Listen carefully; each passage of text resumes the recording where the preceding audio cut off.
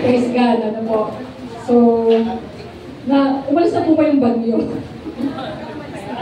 Nakakalis lang. So, at least nagpaalam na. Okay. So, ayun. So, tinitingnan ko po ang bawat isa. Yung iba po, hindi pa nakakaupo sa kanyang comfortable na upuan. So again, tayo po ay patuloy na nandito sa ating theme for this month ng July. Christ's presence is the answer. Ayan po. Patuloy po ba natin nararanasan na ang presensya ng Panginoon ang totoong kasagutan sa lahat po ng mga sitwasyon sa ating buhay. Amen po ba? Amen. Muli nga po natin palakpakan ang ating Diyos na buhay. Hallelujah! Woo! Sige, bago po tayo magsimula, tayo po ay manalangin. Aming Diyos na may lalang ng langit at lupa, aming Diyos na makapangyarihan sa lahat, ang aming panalangin this morning, Lord, kayaan niyo po na sa mga oras at sandaling ito, magkaroon ng kapayapaan ang aming mga puso at ang aming mga isipan, O Diyos. Nais namin magpahinga ang aming mga kaluluwa sa presensya mo, O Diyos. Nais namin maranasan, Panginoon, ang patuloy na pagdaloy ng pag-ibig mo sa bawat isa sa amin, O God. Sa aming kalagitnaan, O Panginoon, ang kapangyarihan ng Banal na Espiritu Santo ay patuloy na maranasan ng bawat isa. Panginoon, dinadalangin namin anumang mga puso, Panginoon, na matitigas namin puso, O Diyos, gawin niyo po ito, Panginoon, na i-renew, palambutin niyo po ang mga puso namin na sa ganon, O Diyos, patuloy na maunawaan namin ang iyong salita. Be with us, Holy Spirit, walang ibang itinataas sa aming kalagitnaan, maliban ang pangalan mo, Panginoong Jesus, ang makapangyarihan na pangalan mo. Samahan mo ang iyong lingkod, O God. Wala po akong magagawa kundi walay ka po sa akin. Yanayin niyo po, Panginoon, ang aking labi. Bantayan niyo po ang lahat ng aking sasabihin at walang ibang maihayag sa aming kalagitnaan kung hindi ang gusto mo lamang kung marinig ng iyong mga anak sa lugar na to. Panginoon, patuloy namin pinagkakatiwala ang katagumpayan ng second service na to, O Diyos. Maraming pong salamat. Ito po aming panalangin in Jesus' name. Amen and amen. Praise God. Ano po? So this morning, tuloy-tuloy na po ako. Ang ating pong title, ang title po ng ating pag-aaralan is The Power of God's Presence. Yan. So siguro maaaring naririnig na natin, lagi yung title, kumbaga hindi na siya bago, ang kapangyarihan ng presensya ng Panginoon.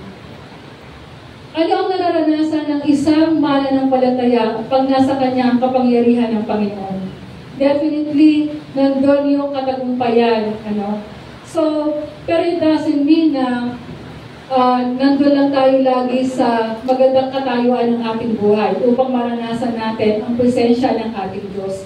So, sa umagang ito, pag-uusapan po natin ang buhay po ni Joseph. Yan. Kilala natin si Joseph, Joseph the Dreamer. So, magpo-focus tayo at ilang sa mga Bible character na pag-uusapan natin na kitang-kita talaga natin kung paano siya sinamahan ng Panginoon, kung paano siya nagtagumpay sa kanyang buhay dito sa mundong ito. Okay, so sabi po dito, hahanguin po natin sa Genesis chapter 39, verse 2 and 3, 21 to 23, and Psalm 16:11 ang ating pong pag-aaralan. Ready na po ba? Ayan, nakahanda na po ba ang ating Biblia? Ayan.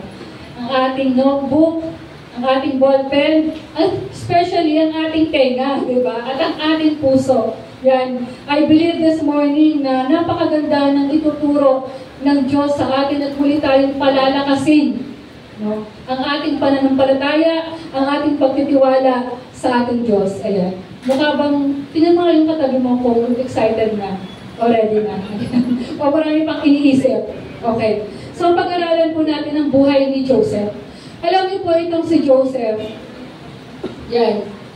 As a brief ng story ng buhay ni Joseph. Si Joseph ay isa sa mga anak ni Jacob. Siya ay mahal ni Jacob dahil siya ay pinanganak kung saan matanda na si Jacob. He was 17 years old during that time at naramdaman ng mga kapatid ni Jacob na iba yung pagturing kay Joseph. Ayan. So parang paborito ni Jacob si Joseph. At dahil doon, kinamuhian siya ng kanyang mga kapatid. Ayan. Sino po yung may mga, syempre mga magulang? Ilan po yung anak niyo? So baka yung iba, 2, 3, 4. Kaya mahalaga po na sa atin bilang mga magulang, kayo po na bilang magulang, dapat makita ng mga anak na pantay-pantay po yung pagtingin. Tama po ba? So ang nakita ng mga kapatid, mas pinapaboran, mas mahal, ipinagpagawa pa nga ng manggas o ng damit. Dahil doon, nainggit ang kanyang mga kapatid. Kinamuhian, nagalit, nainggit. So, ang saklap, So, kasi, tapos, siya pa yung nananaginip at ang sabi niya, alam niyo mga kapatid, sabi niya, nung nasa tribuhan sila, napanaginipan ko na yung binikis yung trigo ay yuyo ko sa trigo ko. At yung mga 11 na mga stars moon ay yuyo ko sa akin. So, anong sabi nila? Ano ibig mong sabihin, yuyo ko kami sa inyo? So, lalong nagalit.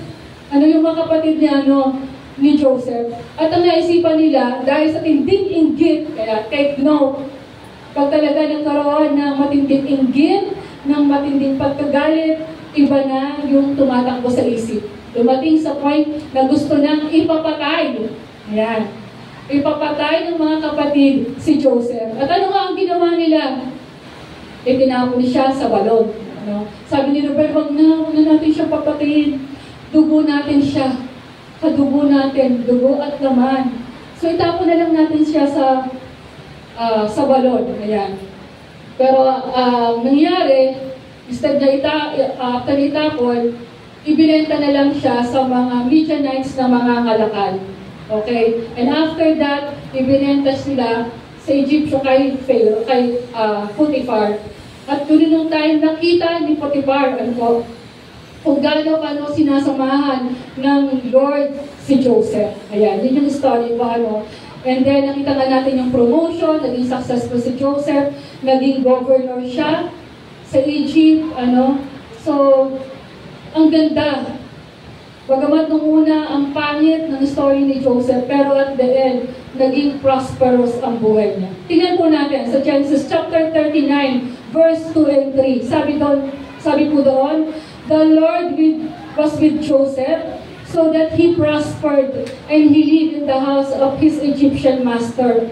Verse 3, when his master saw that the Lord was with him and that the Lord gave him success in everything he did. Pansinin po natin, ayan, nilagyan ko po ng highlights na color yellow. Kikita po natin, the Lord was with Joseph. Okay? So ano pa nangyari? Siya po ay naging prosperous. And he lived in the house of his Egyptian master. Verse 3, nakita ulit natin, when his master saw that the Lord was with him and that the Lord gave him success in everything he did. Pansinin po natin. Pag po nandun ang presensya ng Panginoon, katulad ng inawit natin, yung sabi? It's your presence that makes us difference. You are different. Nakita yon. Ni Potiphar, may kakaiba. Tingnan yung katabi mo. Ayan. Punong-puno ba yun ang presensya ng Panginoon? Ibig sabihin, there's something in you. Nag-shine ka. Nag-e-excel ka. Parang nagmimingming ka pag nandun yung presensya ng Panginoon. Na pag nakikita ka ng mga tao, blessing ka. Yan po yun. Something different in you na hindi maipaliwanag. Nandun yung kapuspusan at presensya ng Panginoon. Yun ang nakita ni Potiphar kay Joseph. Bakit? Kasi the Lord is with him. Ayan. So yun ang kapangyarihan ng presensya ng Panginoon. Ang sabi din dito sa So sa Genesis 39:21-23, the Lord was with him. He showed him kindness and granted him favor in the eyes of the prison warden. So, tingnan niyo yung nangyari sa buhay po ni Joseph. Okay, maganda yung tingin ni Potiphar. Kaya lang, hindi nawala yung temptation. Ayan. Yung asawa ni Potiphar, every day, tinutokso siya. Ano pang ginawa ni Joseph? Di po ba tinakbuhan niya? Pero binaliktad po yung story, yung kwento ng asawa ni Potiphar na siya pinasok sa silid, ganyan, hanggang siya nga ay nakulong. Imaginin mo nga, itinakwil lang mga kapatid, pinapatay, gustong papatayin, tapos ngayon ipinabilanggo, inakusahan sa kasalanan na hindi naman niya ginawa. Pero nakita po natin, kahit nung nasa kulungan, nandun pa rin ang pagsama ng Panginoon. Sabi dito, the Lord was with him. He showed him kindness and granted him favor. Nandun pa rin lagi yung pabor ng Panginoon in the eyes of the prison warden. So the warden put Joseph in charge of all those held in the prison. Siya ang ginawang tagapamahala ng mga prisoners. So siya na nagdidesisyon doon sa kulungan. Pinabayaan na siya ng warden. Bakit? May nakita kay Joseph na sinasamahan siya lagi ng Diyos. Ibig sabihin, lagi siyang nagtatagumpay. Gusto po ba natin yun? Amen. Di ba sa Deuteronomy chapter 28, di ba? Pag sabi doon, pag binilas tayo ng Panginoon, tayo na yung hahabulin ng pagpapala. Ano mga matuntungan ng ating mga pagpapalain tayo, tayo ay yung magiging, hindi tayo buntot. Diba tayo ang magpapautang, tayo yung magiging head, not the tail. Yan ang sinasabi ng Diyos.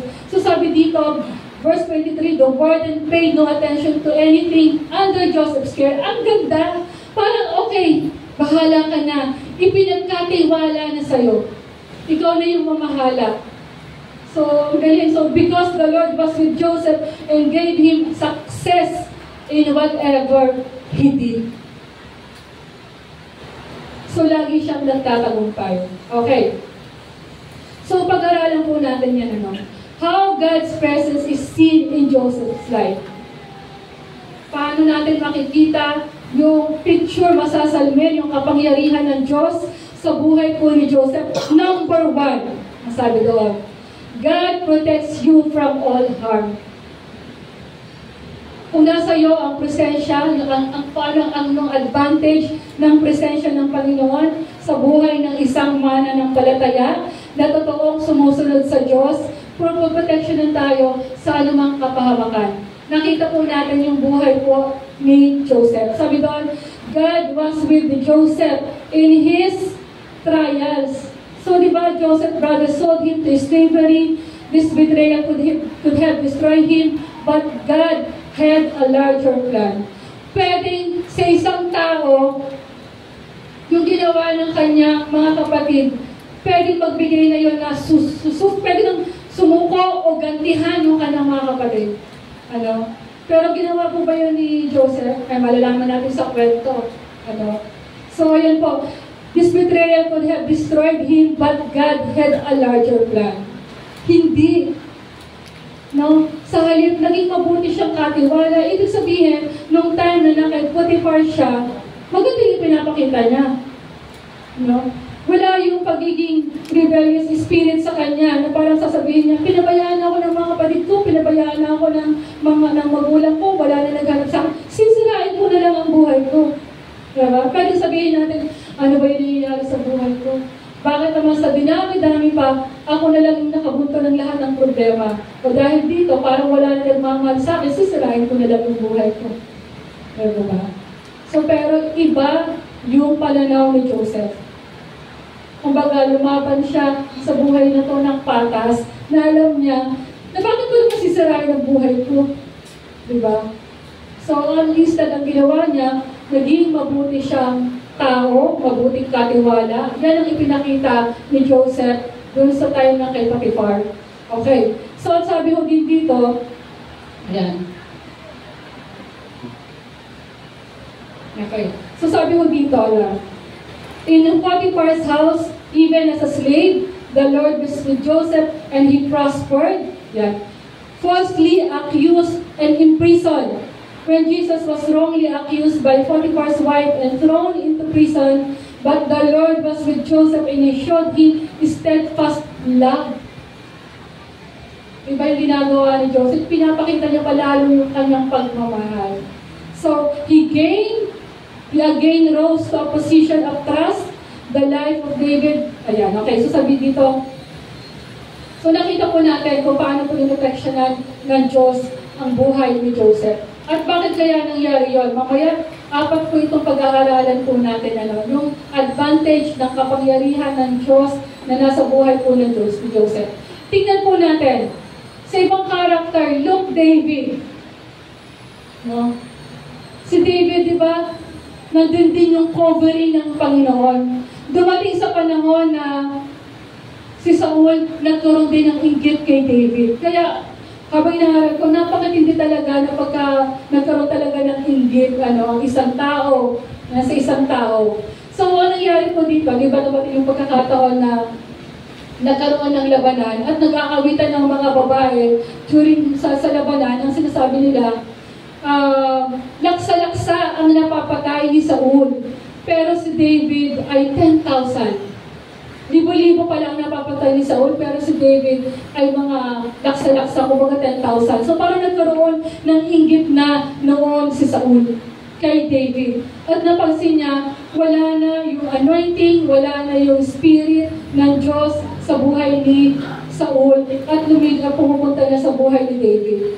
Pero alam niyo po, nung time po na yon, di po ba gustong ipapatay ni Saul si David? Kaya nga, kung saan siya pumunta, kung saan lugar, ng kuweba, nagtago, sa wilderness, hinahabol siya ni Saul nung time na yon. Pero ano po ang ginawa ni David?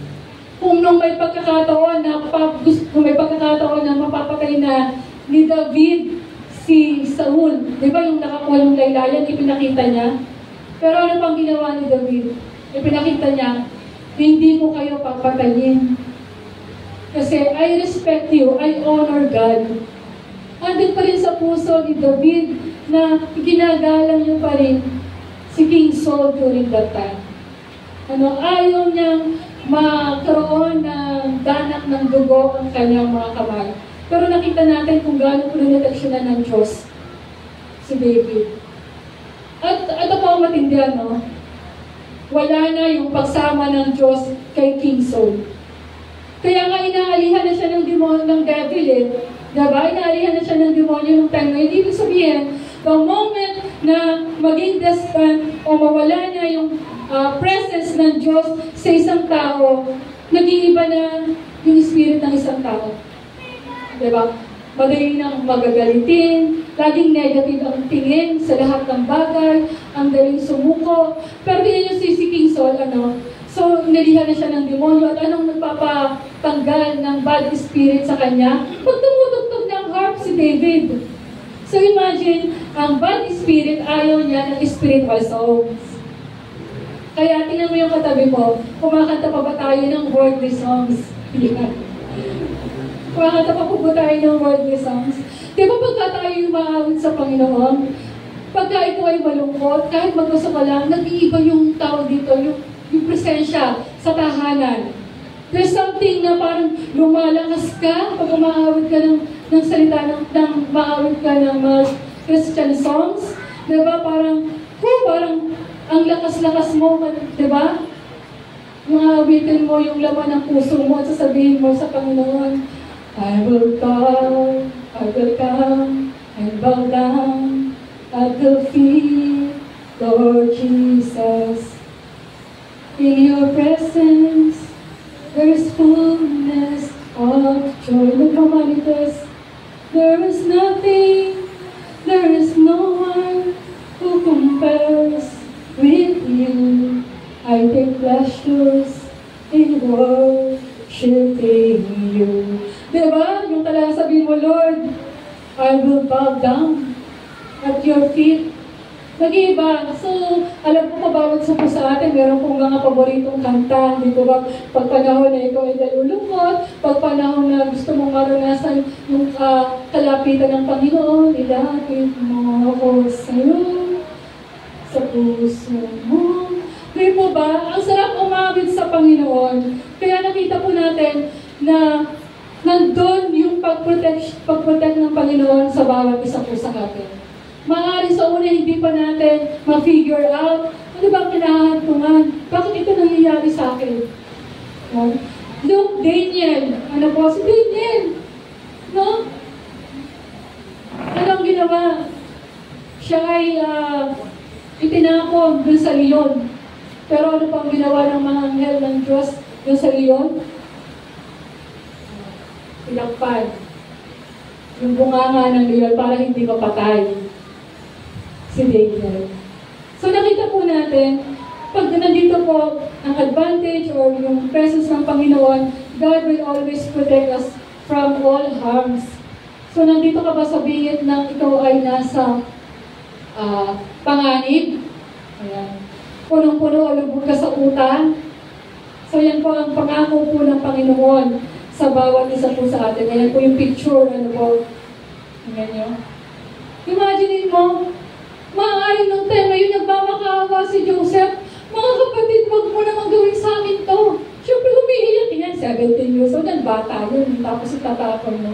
At doon yung, siguro talagang nagmamakaawa siya, pero dahil sa labis na inggit, labis na galit, walang nagawa yung pagmamakaawa ni Joseph. Ay, tinuloy pa rin nila, nagkaroon ng forum, ng pag-uusap. Ayun nga yan, siya ipapakulong. Okay.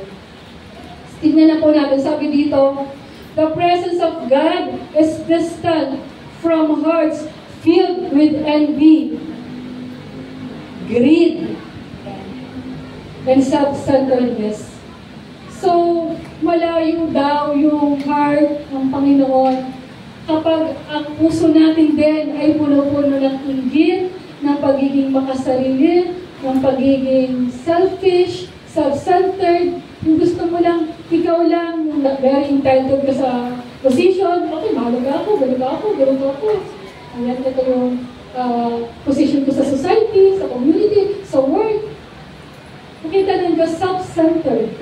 Sabi ko dito, but He draws near to, ano pong sabi? Basahin po natin. Humble, pure, and surrender. Ayan. Pero ang puso daw po ng Diyos ay nandun sa mga puso na mapagkumbaba. Ayan. Puso mapagkumbaba. Malinis ang intensyon, pure, and surrender. Talagang nakasurrender ang kanyang puso sa Diyos. Okay, sabi dito, sa 1 Samuel 16:40, nasabi po doon, now the Spirit of the Lord had departed from Saul, and an evil spirit from the Lord tormented him. Yung pinahirapan, katulad ng nakwento ko kanina, pinapahirapan na siya ng bad spirit, si Saul. At sabi po, number 2, ayan, how God's presence is seen in Joseph's life. God preserves you for His purpose. Bakit hindi hinayaan ng Diyos na mamatay si Joseph? Meron siyang napakagandang plano.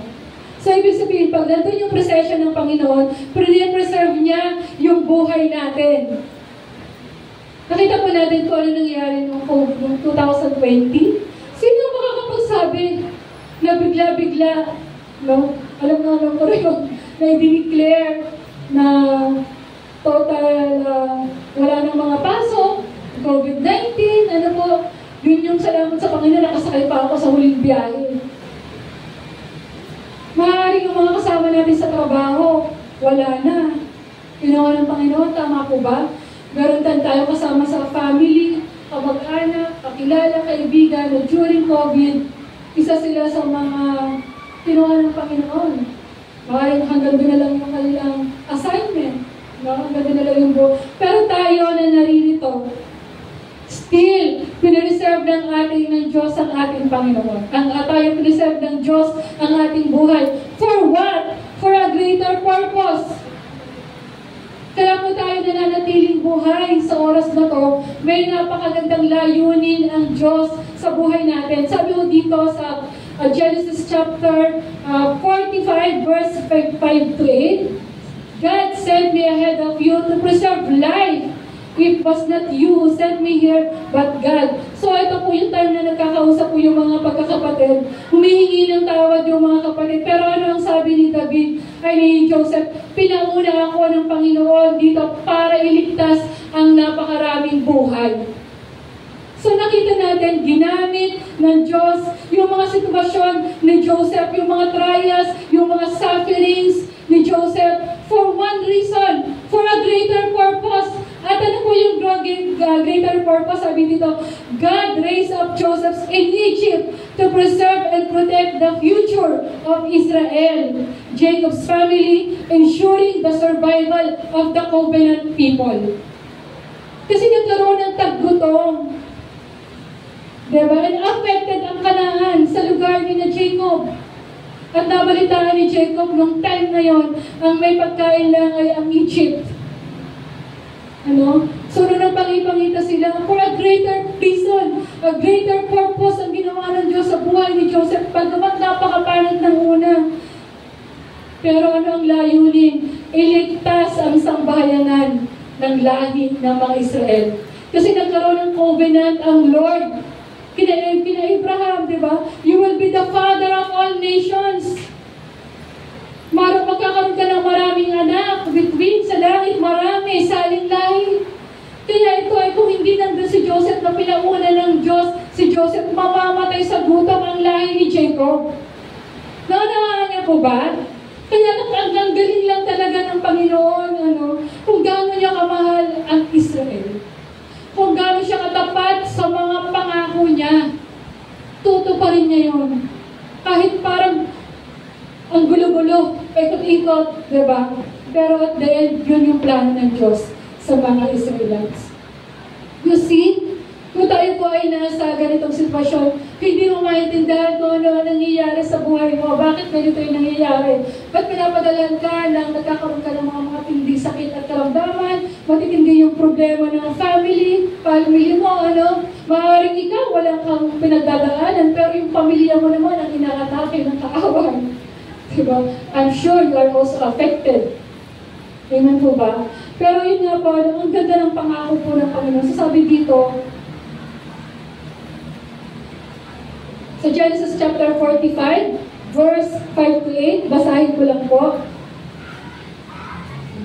Genesis chapter 45, verse 5 to 8. Ngunit huwag ninyong ikalungkot ang nangyari, huwag ninyong sisihin ang inyong sarili sa ginawa ninyo sa akin. Ito na yung nakakausap sila magkakapatid na nagpangipangita na sila. Ang Diyos ang nagpadala sa akin dito upang iligtas ang maraming buhay. 2 taon pa lamang ang taggutom, 5 taon pa ang darating at walang aanihin sa mga bukirin. Pinauna ako rito ng Diyos upang hubag malipol ang ating lahi. Ganon kamahal ng Diyos ang nation ng Israel. At ganon din ng Diyos, kamahal tayong lahat na sino mang nagtitiwala at sumusunod sa Panginoon. Amen po ba? Maraming pagkakataon na pinatunayan na ng Diyos kung gaano niya tayo kamahal sa kabila ng tayo ay makasalanan. Di ba? So yun po sabi ko dito, yun nga, nagkaroon nga ng may mga pangit na nangyayari sa buhay natin, pero sa ikabubuti pala natin sa bandang huli. Maaaring sinisira, ako nga, sabi ko nga po sa inyo, ang pangarap ko noon, nagpunta ako ng Singapore, doon na nag-start ako mangarap, yan. Sabi ko dito, okay dito sa Singapore, maganda yung maliit na city, malinis, maraming mga Filipinos din na nag-work. Nabuo na yung mga pangarap ko doon. Sabi ko, dito na rin ako makakapag-asawa. Wala akong asawa ng time na yun. Pero naiba yung sitwasyon. Okay na yung aking application sa may employer na ako. May employer na. Pero kasi yung aking sinasabit pa pala yun sa government na Singapore, na-deny ako. So, sabi nila, pumunta ka na lang sa Malaysia, parang mag-transfer ka muna sa Malaysia, and then after 2 to 3 months, then go back to Singapore. Sabi ko, nanalangin ako, parang hindi ko na siguro, Pero alam niyo po, ang ganda ng Diyos na ginawa ng Diyos sa akin sa Singapore. Yung mga tao na nag-apply ako for almost a month. Ano po? Ang nakakasaliguhan ko doon ay mga OFWs na mga kasambahay. Walang araw na, kasi yung mga bahay doon, may park doon. So, malapit din yung school. Then, tumatambay po yung mga kasambahay doon. Doon ko po, nasisharean sila ng Word of God. At salamat sa Panginoon, itong salitang ito ang nakapagbigay ng lakas ng loob at katatagan sa kanila dahil yung iba gusto nang sumungo sa buhay. Iba-iba yung kwento nila. Na natatrabaho sila pero niloloko sila ng mga kanilang mga asawa. Hindi nakapagtapos ang mga anak nila na nakadukmok sa mga bisyo. Ang ganda rin na experience nung time na nasa Singapore ako. Ano po, lahat ng kanilang mga kapaguran na i-share nila sa akin. So, salamat sa Panginoon. Itong salitang ito ng Panginoon ang nakatalagang nakapagpatibay po sa kanila. And yung iba na mga taga-JIL Singapore, at least nakakakausap ko pa po, ayan, kahit paano. So, minsan nakakapagpumastahan pa. Pero ang hindi talaga mawawala sa church, after ng service, laging may kainan. Wala pa akong trabaho noon, so after pa na yan, lagi akong napapakain. Pero ang isa pa sa pinakamaganda, naisama ko po yung kapatid ko. Kasi din siya nag-work ng time na sa Singapore, kaya ako nakarating ng Singapore. Pero dahil nga iba yung plano ng Panginoon, at siguro hindi pa yun yung timing, makapagpunta sa ibang bansa, muli akong ibinalik ng Diyos ng Cavite. Nagsimula kapag panibago ulit ako ng simulang buhay dahil yung mga nagpunta kong konti nung nagtatrabaho ko sa EPSA, pinadala ko na ng Batangas. Ang sabi ko, hindi na ako babalik ng Cavite. Pero iba yung naging plano ng Diyos. Tama mo ba? And I'm sure sa bawat isa po sa atin, may ibang story na kung kayo bibigyan ng pagkakataon ng bawat isa. Oo nga, akala natin pangit, pero yun pala yung layunin ng Panginoon na mas maganda sa bawat isa sa atin. So sabi daw, pinreserve ng Diyos ang buhay ni Joseph. Ano po? So, di ba, tayo ay asin at ilaw ng sanlibutan, di ba? Ang asin, ginagamit na pangburo ba para hindi mabulok? Ganun din ang Panginoon, ayaw niyang mabulok tayo, gusto niya mag-multiply tayo, gusto niya magamit ang buhay natin, ma-maximize ang potentials, ang talents na pinagkaloob sa atin ng Panginoon sa buhay na ito, dahil ang buhay natin maiksi lamang. Diba? Aanin mo yung buhay na ito ay successful, ang dami mong mga kayamanan, pero hindi naman nagagamit sa kung ano talaga yung pangarap ng Diyos sa bawat isa sa amin. Parating nandun na, lagi may kulang. Hindi pa rin fulfilled ang buhay. Kaya nga nakita po natin, pinreserve ng Diyos ang buhay ni Joseph dahil meron siyang napakagandang layunin. At ganun din po yun sa bawat isa sa atin. At sabi dito, what others intended for evil, God turned to good. Sabi lagi natin naririnig, ano? Sabi po, 1, 2, 3, basahin po natin yung malakas. You intended to harm me, but God intended it for good to accomplish what is now being done, the saving of many lives. Yan ang maganda sa Panginoon. Ano? So yun nga po. At sabi nito dito, tingnan po natin yung isang buhay na hindi nagamit para sa purpose ng Diyos. Ito po, lagi natin itong salminin natin dito sa Lucas 12:16-21. Babasahin ko po sa Tagalog. Buhay na hindi man lang pumasok sa Kanya na maglingkod sa Panginoon. Hindi man nila naisip ang Diyos. Ano sabi niya? Sa Lucas 12:16-21, nagsabi siya ng isang talihada sa kanila na sinasabi, ang bukirin ng isang mayamang lalaki ay nagbunga ng sagana. Nag-isip siya sa kanyang sarili, sinabi niya, ano ang aking gagawin? Wala akong pag-iimbaka ng aking ani. Sinabi niya, ganito ang aking gagawin. Gigilbayin ko ang aking kamalig at magtatayo ng higit na malaki. Doon ko iimbak ang lahat ng aking ani at aking mga mabuting bagay. Sasabihin ko sa aking kaluluwa, marami ka ng natitipong pag-aari para sa mga darating na panahon. Magpahinga ka, kumain ka, uminom ka, at magsaya ka. Hindi na masamang enjoy ang buhay. Gusto nga lang, gusto na-enjoy din natin yung labor natin, di ba? I-enjoy din natin. Pero ang ang hindi gusto ng Diyos sa buhay na to, sabi na sa lalaki nito, sabi ng verse 20, ngunit sinabi ng Diyos sa kanila, hangal, sa gabing ito ay babawiin ko sa iyo ang iyong kaluluwa. At kanino kaya mapupunta ang mga bagay na hinihanda mo? Ganito ang nangyayari sa kanya na nag-iipok ng kayamanan para sa kanyang sarili. Hindi siya mayaman sa harap ng Diyos. Nakita niyo po yung story ito. Hindi nga sumagi sa isip niya kung paano siya makakapaglingkod sa Diyos. Self-focused, self-centered, selfish. Ayan. Meron pa tayong makilala na gusto niya lagi na lang siya yung gusto intindihin. Hindi malawak ang pakunawa. Gusto lagi na lang siyang bigyan ng attention. Gusto lagi siyang bigyan ng pansin. Diba? Self-centered. Ayaw po ng Diyos ng gano'n na puso. So kaya ano na sabi niya, hangal, ngayon din, kukunin ko yan. Kaya lagi po natin tatandaan, anuman pong meron sa atin, lahat po pag-aalo ng Panginoon.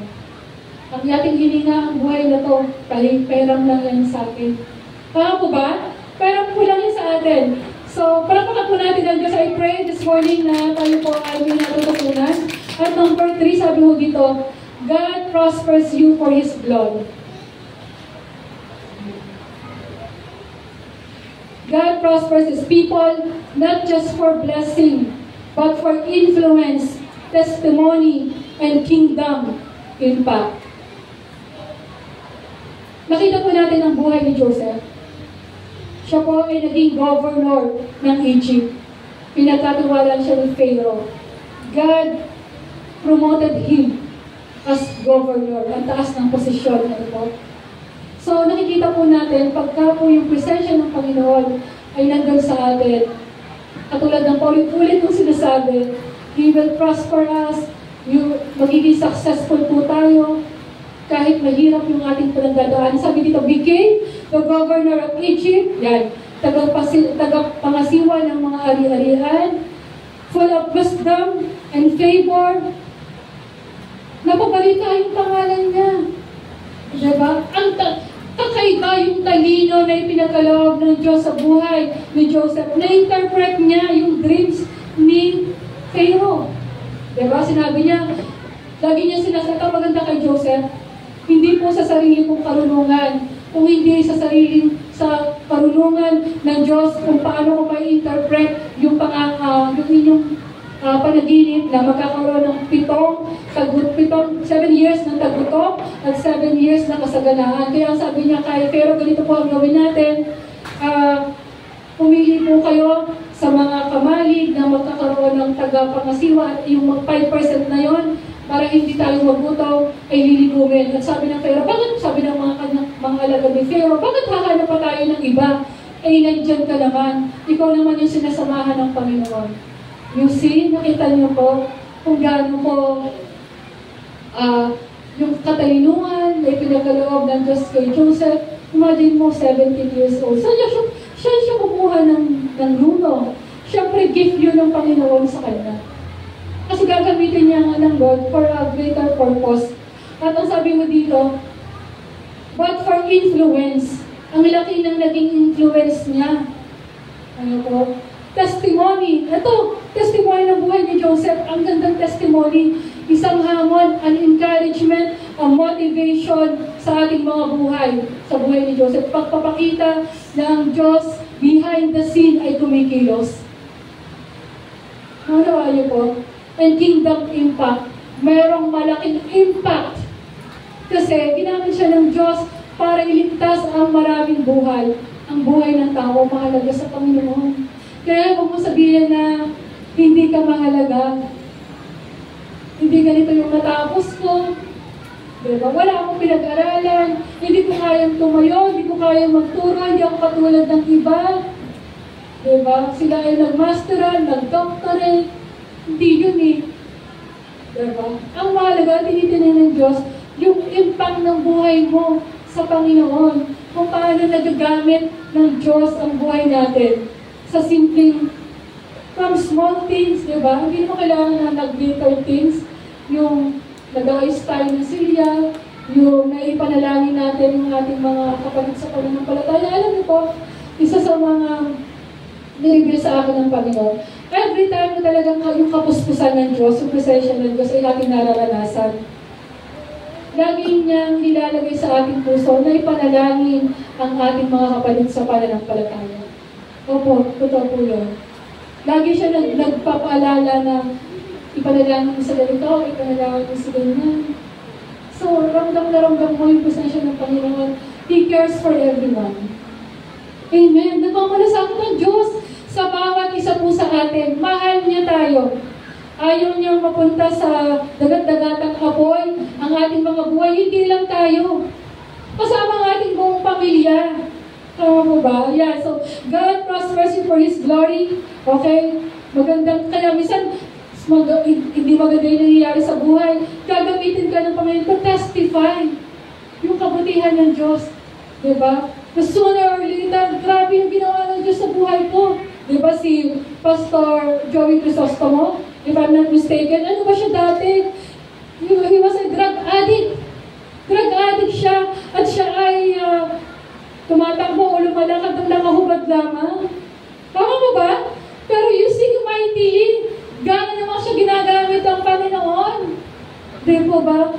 So, nakita po natin, ganun po, patuloy na kumikilos ang Diyos. Kaya po, bawat sa po sa atin ay mahalaga sa paligid ng Panginoon. Kung piling mo, ano ba yan? 30 years old na ako, wala pa akong asawa. Diba? Kung ikaw isang teenager, sa mga barkadahan nyo, wala pa akong jowa.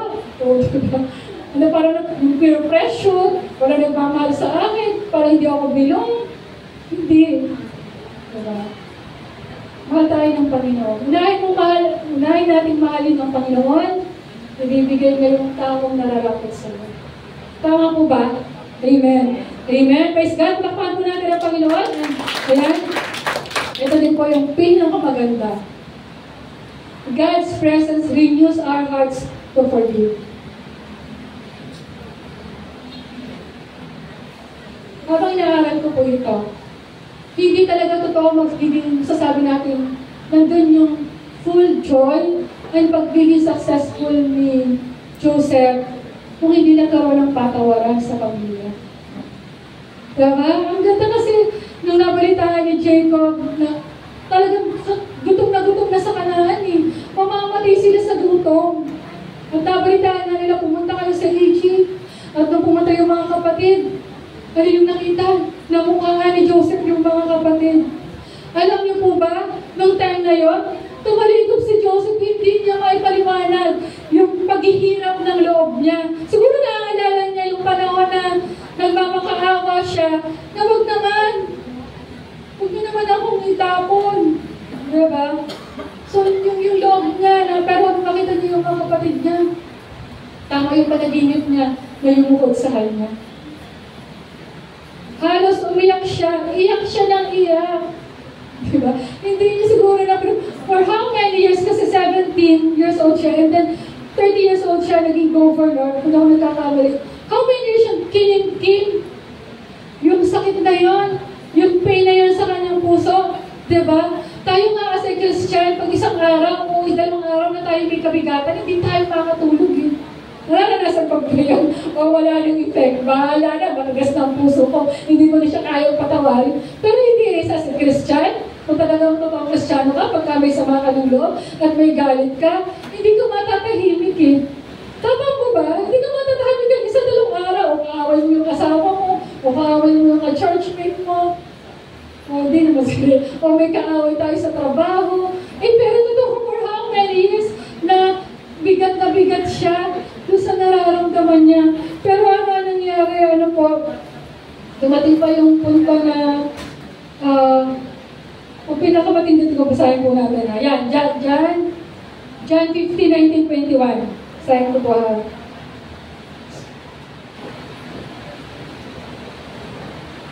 Genesis chapter 15, verse 19 to 21. Ang sabi po doon,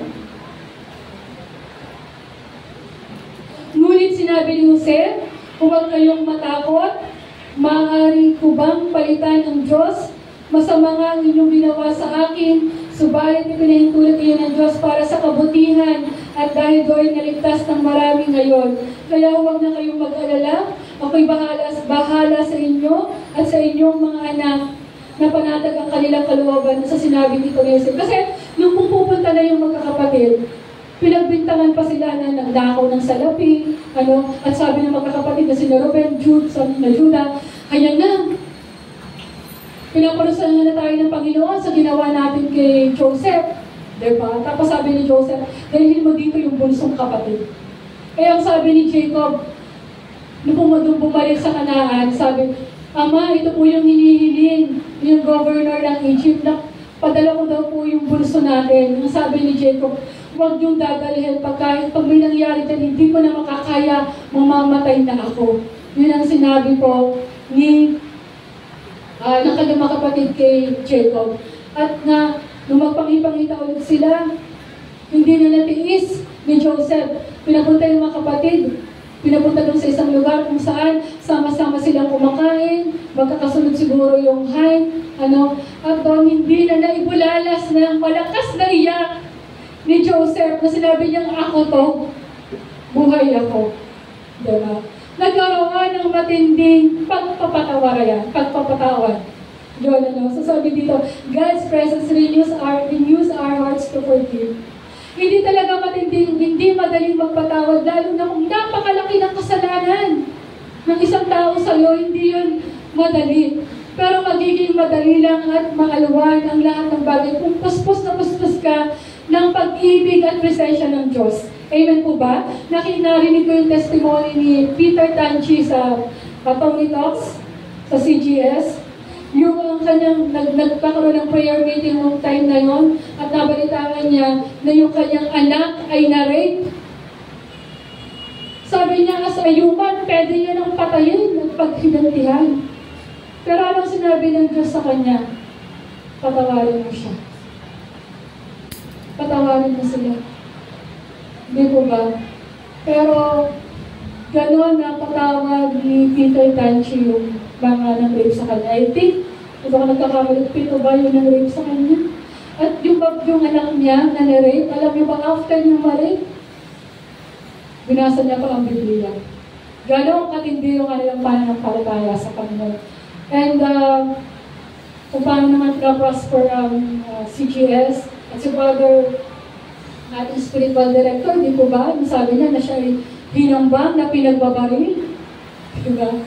Pero natutunan niya pa rin magpatawad. Ito na siguro yung pinakamasasabi natin na fulfilled na yung buhay ni Joseph. Despite na piniserve na ng Diyos ang buhay niya, binigyan siya ng pagiging successful ang buhay, natutunan siya ng pagpapatawad. And that makes his life talagang fully yung joy sa kanyang puso. Sabi po dito, as our conclusion, the most secure and protected life is the one when God is with you wherever you go. Tama!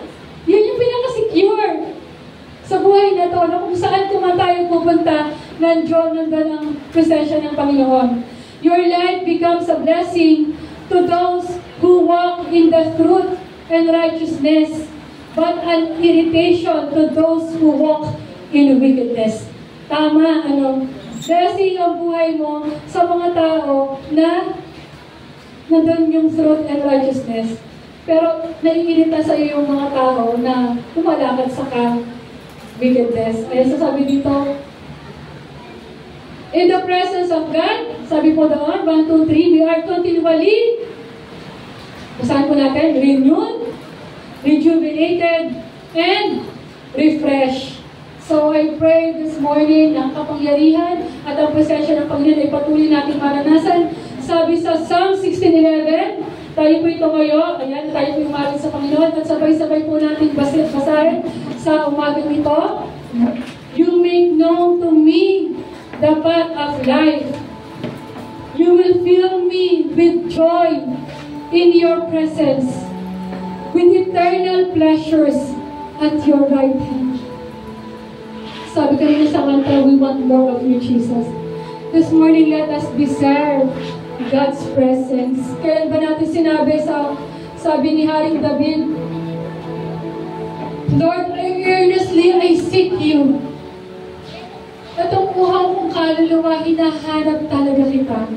Katulad ko yung isang tupa na nais yung isang tubig.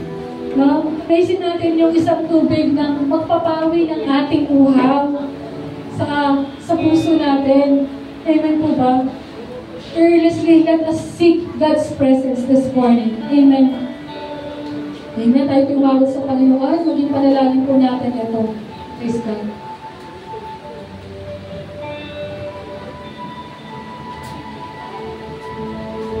Draw me nearer to you. Nearer to you. Fill my life with your presence. The way you want to. Till my soul is awake.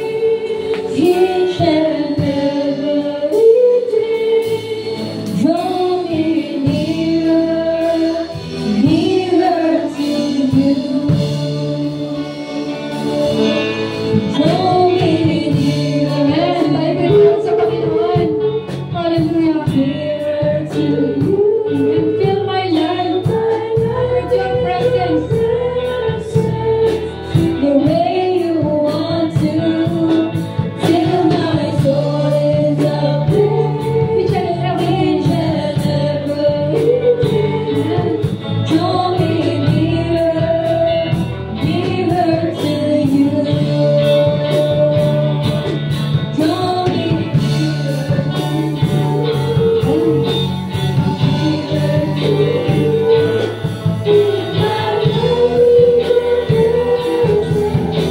the way you want to, till my soul is awake.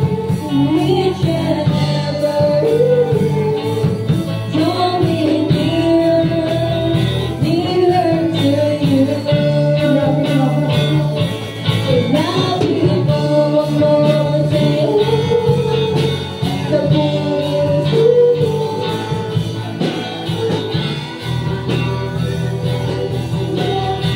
nakalimutan mo hanggang mag-alam ng lubos pagmamahal sa'yo at minamahal sa'yo.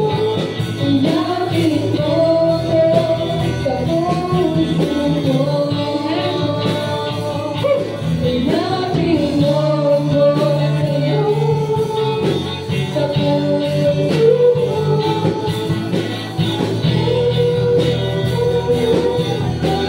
Nakatitan mo ang pagmamahal ko. Pagmamahal sa'yo. Napit mo itong pagkakaroon sa puso ko. Napit mo ako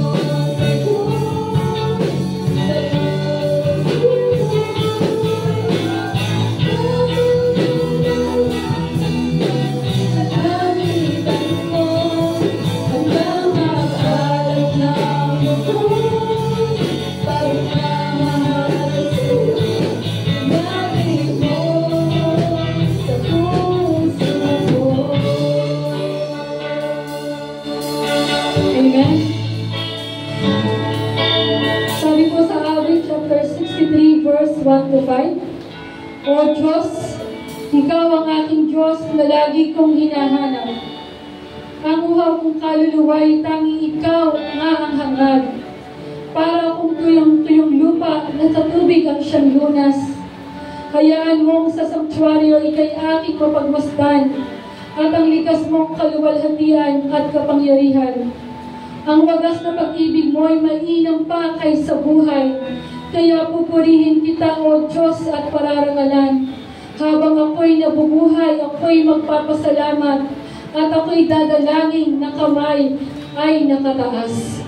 Panginoon, maraming pong salamat sa umagang ito, O Diyos. Buong puso po namin itinataas ang aming mga puso, ang aming mga kaluluwa, O God. Fill our hearts, Panginoon, with your Spirit, O God, in the mighty name of Jesus. Lord, touch our lives, our hearts this morning, that you may fill us, O God. Inangamin po namin na kailangan po namin ang presensya mo. Sa buhay po ito, Panginoon, na punong-puno ng challenges, mga trials, mga sufferings, O God. Hindi po namin ito kaya, Panginoon. Pero salamat sa iyong mga pangako na kailanman hindi mo kami iiwan at kailanman hindi mo kami pababayaan, Panginoon.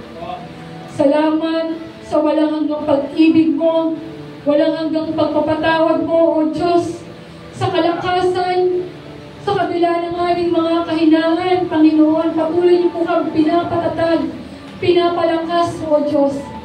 Sa aming kalagitnaan, Panginoon, sino man pong nanghihina, nawa itong salita mong ito magbigay ng lakas, Panginoon, upang makapagsimulang muli, upang makapagsimulang mangarap, Panginoon, magpatawad, O Diyos, at Panginoon, sumunod sa iyong mga kautusan. We pray this morning that you will empower us once more. Hindi lamang po ito narinig ng tenga namin. I pray this morning na ito'y magkaroon ng malaking impact sa aming mga puso, na nagkaroon po ito ng rema ng iyong salita, Panginoon. Salamat, O Diyos, na makita ng kalinigan mo sa aming mga buhay, na patuloy na maging asin, Panginoon, at ilaw kami ng sanlibutan ito. Gamitin mo ang aming mga buhay for your own glory. Maging magandang testimony ang buhay namin, Panginoon, sa lahat po ng aming mga pinagdaraanan. I believe, Panginoon, sa journey ng buhay na to, lagi namin idinideklara na ikaw ay mananagumpay sa bawat buhay na nagtitiwala sa iyo. Pagalingin niyo po sa inyo may sakit at karamdaman, emotionally, mentally, Panginoon, physically, sa bawat nanghihina sa amin, Panginoon.